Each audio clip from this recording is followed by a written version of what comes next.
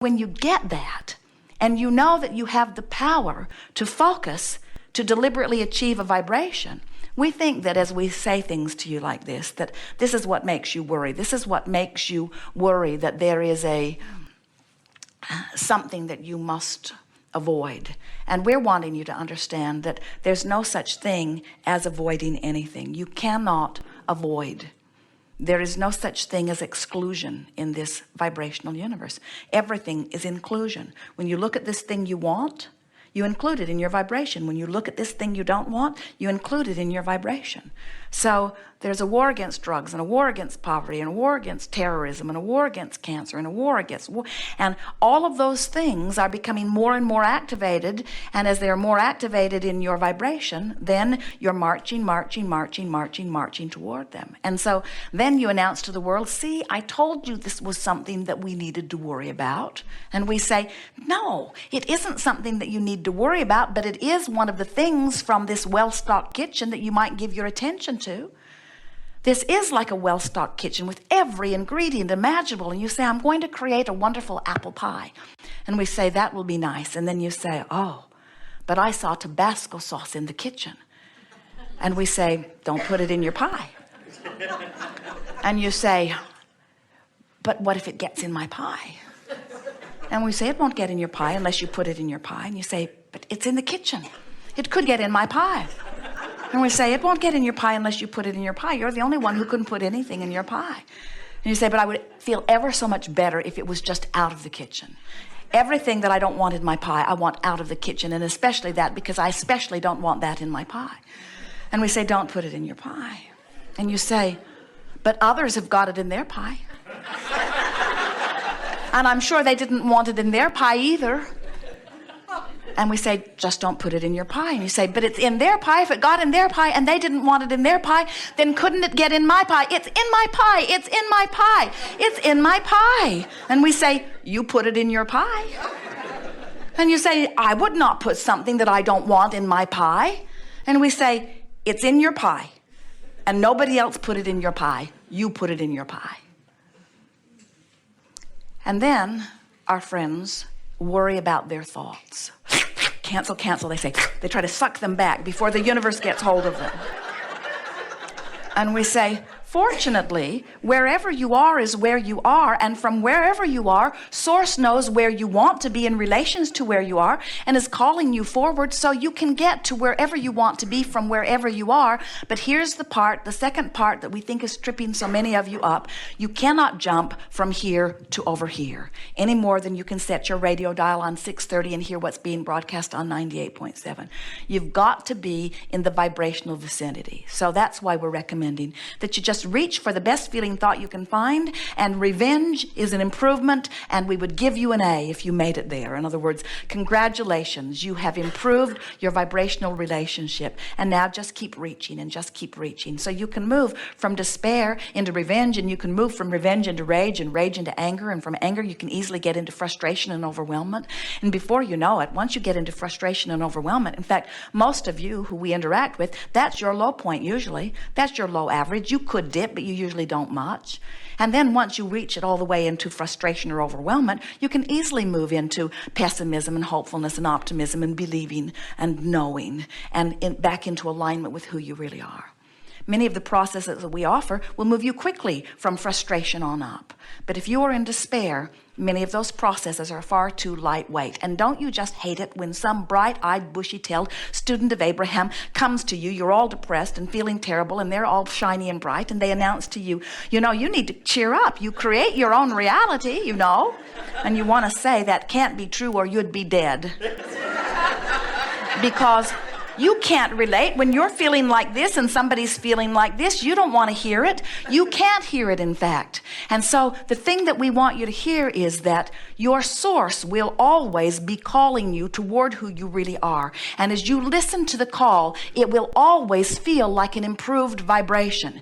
But what you've got to point out to yourself is that rage does feel better than that despair that you were feeling before. And you've got to Pat yourself on the back, because you know what just happened? You quantified your journey. You now will no longer be lost out there in the desert, because you know firsthand that you're moving in the right direction. And as you keep reaching, you can feel that you're improving. And we want to say to you, there is no end to the improvement. You'll get feeling so good. There is no end to the contrast that keeps making us feel better and better and better and better and better and better.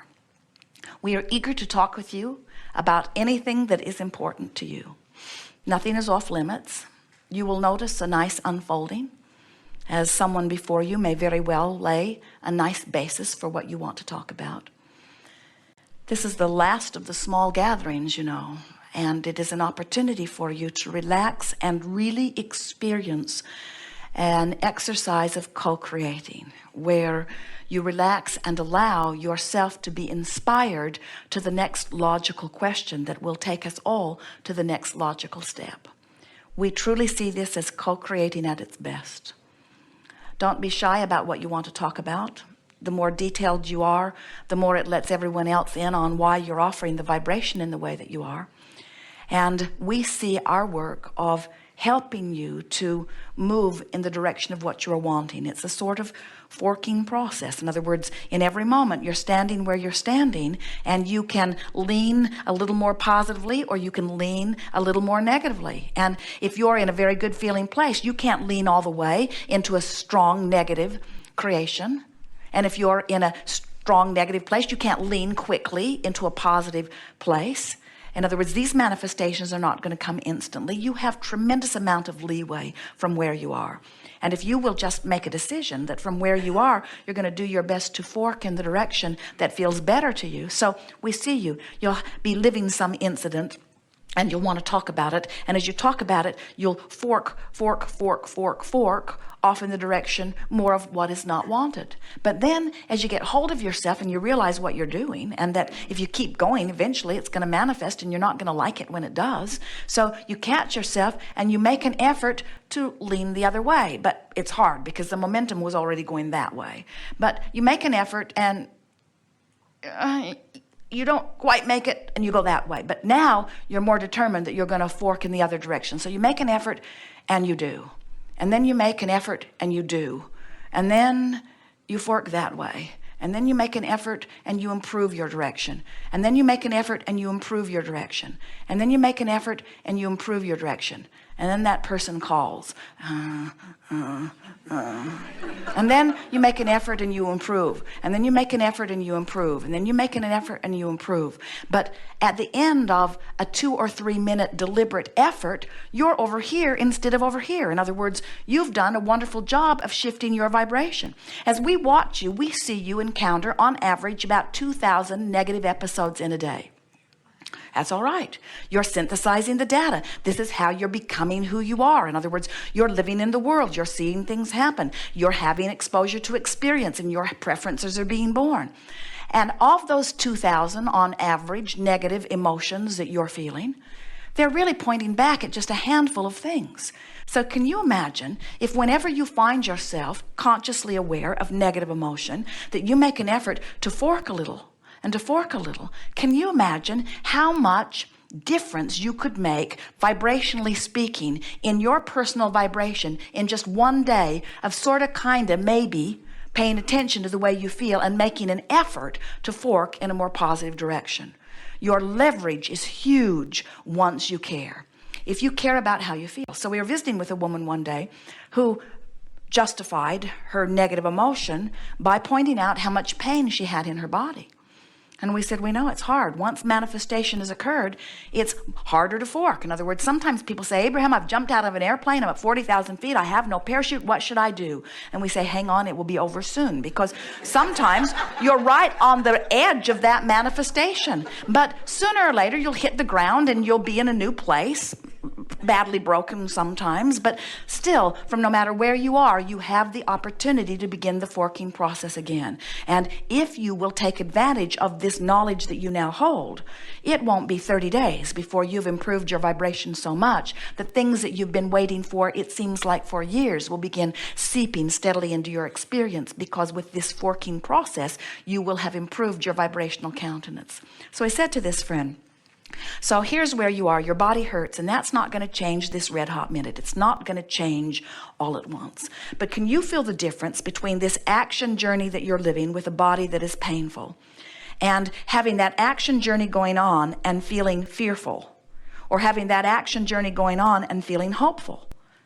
We said, can you separate the emotion from the physical discomfort? Well, at first she didn't think she could. But as we prodded a little, we said, can't you be in pain and hopeful? Or does being in pain always have to feel like fear? And she said, well, I guess I could be hopeful. I guess I can. And we said, well, if you can, then you can get to wellness, because the difference, the vibrational difference between the vibration of fear and the vibration of hope is the difference between recovery or not. When you're hopeful, you're marching toward a body that feels better. When you're fearful, you're marching toward a body that does not feel so good. It's interesting to watch the medical community so set on terrorizing you about your bodies. And the reason they do is because they've discovered, and they're well-meaning in most cases, everyone is in business, they want the business, but they've discovered that if they can make you afraid of your body, you will go to them to take care. In other words, it's a classic thing, isn't it? If we can frighten you enough, then you'll come to us for the comfort. And we say there's only one place for you to find your comfort, and that is by being in alignment with Source. And nobody outside of you can provide that for you.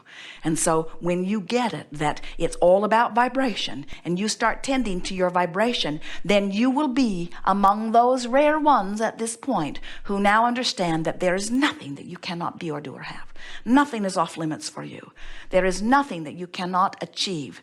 And this time-space reality, if it has the capacity to cause you to give birth to the desire, it is our promise to you that this time-space reality has the capacity to give you the full-blown manifestation of it. And Source is there and in every particle of that. Sometimes people complain, well, this spiritual stuff, which is who I really am, seems different from material stuff, Abraham. You really can't be all that spiritual if you are guiding us toward fortune, if you're guiding us toward new red cars.